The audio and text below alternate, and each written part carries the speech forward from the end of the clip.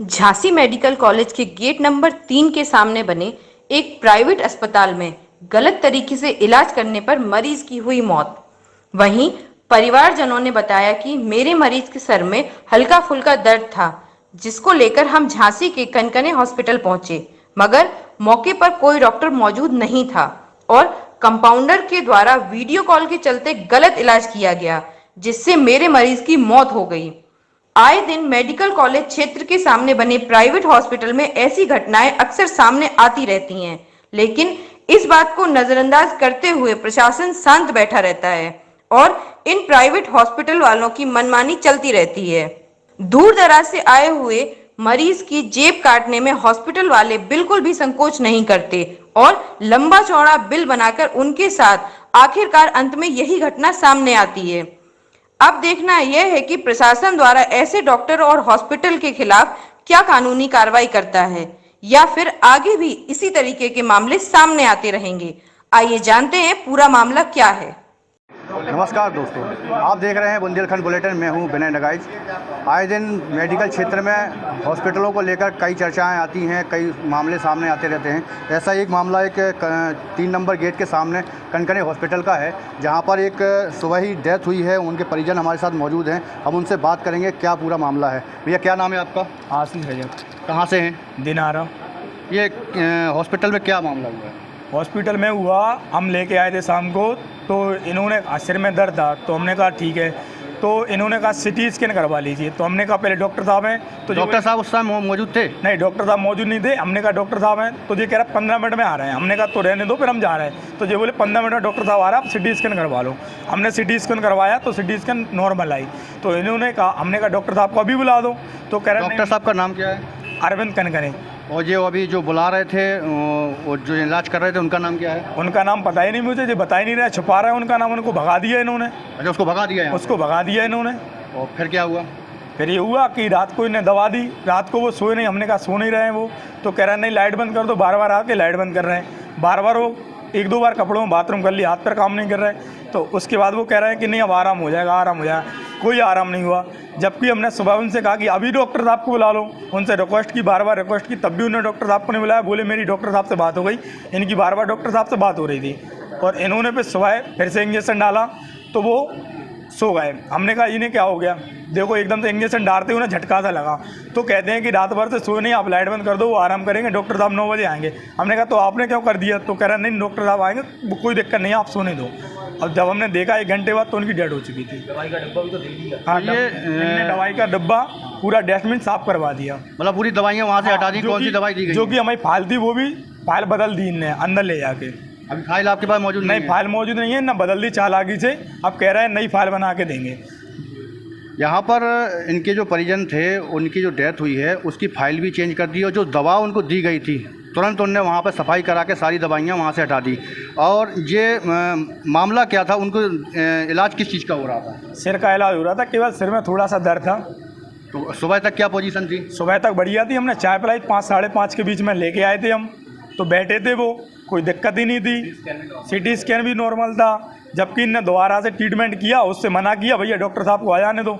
उसने अपनी एक भी नहीं मानी, उसने ज़बरदस्ती बोतल चेंज कर दी, बहुत स्पीड में चढ़ा दी। वैसे तो एक बोतल पूरी नाइट में ख़त्म नहीं की इसने, और फिर सुबह आके आधी बोतल तुरंत ख़त्म करके दूसरी बोतल लगा दी। जब दूसरी बोतल लगा दी, पूछा भैया ये क्या है? तो कह रहा नहीं वो कोई दिक्कत नहीं है, सोए नहीं है तो सो जाएंगे और रिलैक्स कर लेंगे।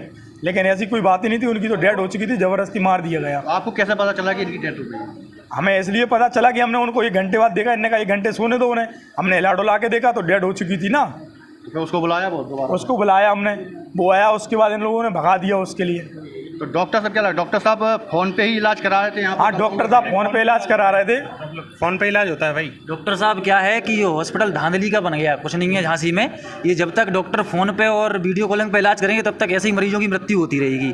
यहाँ तक वीडियो कॉल पे डॉक्टर ने इंजेक्शन बताया है कि ये इंजेक्शन लगा दीजिए, डॉक्टर मौजूद नहीं थे। वीडियो कॉल करी, वीडियो कॉल पे डॉक्टर ने इंजेक्शन बताया, इंजेक्शन आप लगा दीजिए। वो इंजेक्शन लगा दिया गया, उसके वजह से जो भी हुआ है वो हादसा उसी की वजह से हुआ है। अगर डॉक्टर खुद आके चेक करते तो शायद ये हादसा ना होता और मेरे अंकल जी आज जिंदा होते।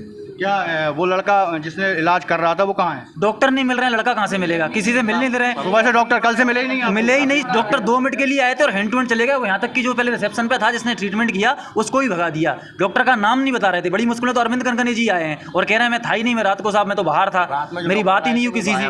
रात में जो डॉक्टर आए थे वो गायब है, व्हाइट कोट पहन के, और जो स्टाफ था वो गायब है, कचड़े का डिब्बा गायब है, सब चीज़ें गायब है। और फाइल वगैरह कुछ भी नहीं दे रहे हैं। अभी मैंने ये कनकने हॉस्पिटल में एक धांधली चल रही है जहां पर जो इनके मरीज एडमिट कल शाम को कराए गए थे, सिर में हल्का फुल्का दर्द था, लेकिन जो कंपाउंडर इलाज कर रहा था और फ़ोन वीडियो कॉल के थ्रू उसका इलाज कराया, यहाँ पर मरीज का इलाज कराया जा रहा था। सुबह उनने कोई इंजेक्शन ऐसा लगाया, बोतल लगाई जिससे कि उनकी डेथ हो गई। जब 1 घंटे बाद परिजनों ने देखा तब उनकी हालत पता चला कि उनकी डेथ हो चुकी है। जैसे ही सूचना उन लोगों को मिली तो यहाँ डस्टबिन पूरा कमरा प्राइवेट रूम था, प्राइवेट रूम में डस्टबिन साफ़ कर दिया गया। जो फाइल उन्होंने तैयार करी थी वो फाइल गायब कर दी गई और उस बंदे को भी भगा दिया जो कंपाउंडर यहाँ पर इलाज कर रहा था। और रात को जो 1-2 मिनट के लिए कौन से डॉक्टर आए थे? कौन से आए थे? कोई सबको नहीं, कोई नहीं आया, डॉक्टर आया ही नहीं। डॉक्टर कोई रात को आया ही नहीं, सुबह आया। कॉलिंग पे बात कोई कर आया रहे था, थे। व्हाइट कोट पहन के कोई आया था, देख थोड़ा आया था, 2 मिनट के लिए आया था।